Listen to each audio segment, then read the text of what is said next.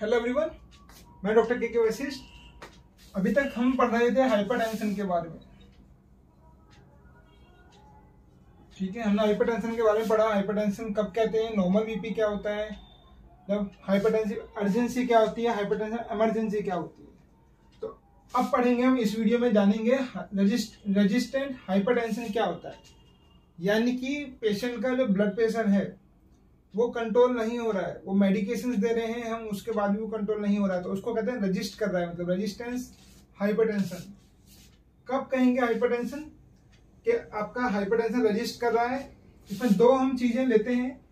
अगर आपका BP continuously 100 ऊपर वाला बीपी 130 से ऊपर और नीचे वाला बीपी 80 से ऊपर कंटिन्यूअसली आ रहा है, और हमने आपको 3 एंटी हाइपरटेंसिव मेडिकेशंस दे रखी हैं, जिसमें से एक डाययूरेटिक है, लूप डाययूरेटिक जो मेडिकेशन हम उसको कंटिन्यू दे रहे हैं, 3 उसको ब्लड प्रेशर की दवाइयां चल रही हैं, लेकिन उसके बाद भी उसका ब्लड प्रेशर नॉर्मल नहीं आता है, 130 और 80 से ज्यादा बना रहता है, तो भी हम कहेंगे कि पेशेंट को रेजिस्टेंट हाइपरटेंशन हो गया है। दूसरा होता है बीपी तो हमने कंट्रोल कर लिया, लेकिन मेडिकेशन कितनी देनी पड़ गई उसको, हमें 4, यानी कि हमें 4 मेडिकेशन उसको देनी पड़ गई। 4 मेडिकेशन देने के बाद उसका बीपी कंट्रोल हुआ, तो भी हम इसको रेजिस्टेंट हाइपरटेंशन ही बोलेंगे। बात करते हैं कारण क्या होता है, इस रेजिस्टेंट हाइपरटेंशन होने का कारण क्या होता है, रीजन क्या होता है। बात करते हैं कॉजेज, क्या कॉजेज होते हैं।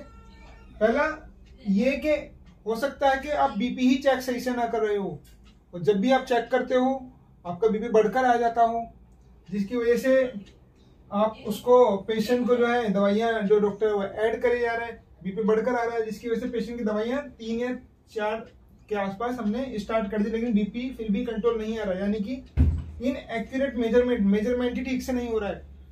दूसरा होता है इनएडिक्वेट रिजीमिंग, हमने दवाई पेशेंट की ठीक से नहीं चलाई है, ठीक है, इनएडिक्वेट रिजीमिंग। दूसरा नॉन एडहेरेंस, और तीसरा होता है इंजेक्शन ऑफ एक्सोजीनियस सब्सटेंस, यानी कि हम कुछ ऐसी दवाइयां ले रहे हैं जो पेशेंट के ब्लड प्रेशर को अफेक्ट कर सकती हैं, बढ़ा सकती हैं, जैसे कि डीकंजेस्टेंट जो हम कोल्ड वगैरह में लेते हैं, जब हमें नोज ब्लॉक होती है या कंजेशन बनता है तो हम डीकंजेस्टेंट लेते हैं, तो वो भी बीपी बढ़ा सकती हैं। दूसरा ओरल कॉन्ट्रासेप्टिव पिल्स होती है जो फीमेल्स लेती हैं, वो भी ब्लड प्रेशर बढ़ा सकती हैं। ट्राईसाइक्लिक एंटी डिप्रेसेंट होते हैं मेडिसिन जो डिप्रेशन वाले मरीजों में यूज होती है, वो भी आपका हाइपरटेंशन बढ़ा सकता है। दर्द की कुछ मेडिसिन होती हैं जिनका इंसेट्स बोलते हैं, वो भी बीपी हाई कर सकते हैं आपका, उसकी वजह से भी ऐसा हो सकता है कि आपका बीपी कंट्रोल ना हो और रेजिस्टेंट हाइपरटेंशन आपको हो जाए। कैफीन हो सकता है, कोकीन हो सकता है, और साथ ही जो अल्कोहल ज्यादा लेते हैं लोग, उनमें भी आपको रेजिस्टेंट हाइपरटेंशन देखने को मिल सकता है। तो इसके अलावा और भी ड्रग्स हैं जो रेजिस्टेंट हाइपरटेंशन कर सकती हैं।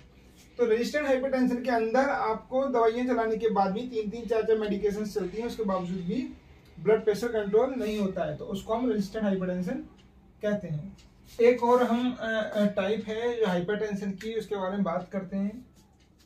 एक हाइपरटेंशन होता है आइसोलेटेड हाइपरटेंशन। आइसोलेटेड मतलब होता है कि दो इसमें आपके होते हैं, एक सिस्टोलिक ब्लड प्रेशर जिसको ऊपर वाला बोलते हैं, एक होता है डायस्टोलिक ब्लड प्रेशर जिसको हम नीचे वाला ब्लड प्रेशर बोलते हैं। तो इसमें जो आपका सिस्टोलिक ब्लड प्रेशर है वो आपका कंटिन्यूअसली 140 mmHg से बढ़कर आता है, यानी कि 140 से ज्यादा आएगा जब भी आप चेक करोगे, लेकिन जो डायस्टोलिक प्रेशर है वो 90 से कम आता है।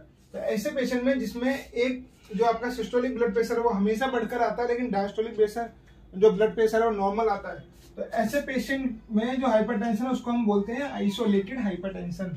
ये मोस्टली किन पेशेंट्स में देखने को मिलती है, जो मोस्टली किन लोगों में देखने को मिलती है, जो मोस्टली एल्डरली होते हैं, मतलब कि जिनकी एज ज्यादा होती है, यानी कि एज के साथ साथ इसके होने की पॉसिबिलिटी बढ़ती जाती है।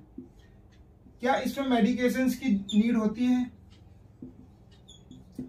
जी हाँ, इसमें आपको मेडिकेशंस लेनी होती है। अगर आपको आइसोलेटेड हाइपरटेंशन है, चाहे बेशक आपका डायस्टोलिक ब्लड प्रेशर नॉर्मल हो, लेकिन अगर आपका सिस्टोलिक बीपी 140 से ज्यादा है तो भी आपको मेडिकेशंस लेनी होती है। तो ये था आइसोलेटेड हाइपरटेंशन। तो दोस्तों हमने इसमें जो अब तक हमने हाइपरटेंशन की क्लासिफिकेशन के बारे में पढ़ा, तो उसमें क्या क्या पढ़ लिया हमने। नॉर्मल ब्लड प्रेशर कितना होता है वो पढ़ा हमने इसमें। एलिवेटेड ब्लड प्रेशर हमने पढ़ा कितना होना चाहिए। हाइपरटेंशन स्टेज 1 पढ़ी, हाइपरटेंशन स्टेज 2 पढ़ी, आपका हाइपरटेंशन अर्जेंसी हमने पढ़ी, हाइपरटेंशन इमरजेंसी पढ़ी, इसमें दो आता है आपका, एक्सेलरेटेड हाइपरटेंशन और मैलिग्नेंट हाइपरटेंशन। रेजिस्टेंट हाइपरटेंशन हमने पढ़ा और एक आपका आइसोलेटेड हाइपरटेंशन हमने इसमें पढ़ा। तो ये हमने हाइपरटेंशन की जो टाइप्स होते हैं, क्लासिफिकेशन होती है, वो हमने अब तक की जो वीडियो हमने बनाई है इसमें देखा। आगे हाइपरटेंशन वाले पेशेंट को क्या क्या ध्यान रखना चाहिए, कैसे आपको अपना ब्लड प्रेशर चेक करना है, और कैसे आपको कौन सी डाइट लेनी चाहिए जिसकी वजह से आपका ब्लड प्रेशर कंट्रोल रहे या फिर आपको आगे ब्लड प्रेशर की बीमारी ना हो, कि क्या क्या फिजिकल एक्टिविटी एक्सरसाइज आपको कितना करना चाहिए, कितने टाइम के लिए और कितने फ्रिक्वेंटली हमें एक्सरसाइज वगैरह करनी चाहिए, ये मैं आने वाली वीडियो में आपको बताऊंगा। Thank you.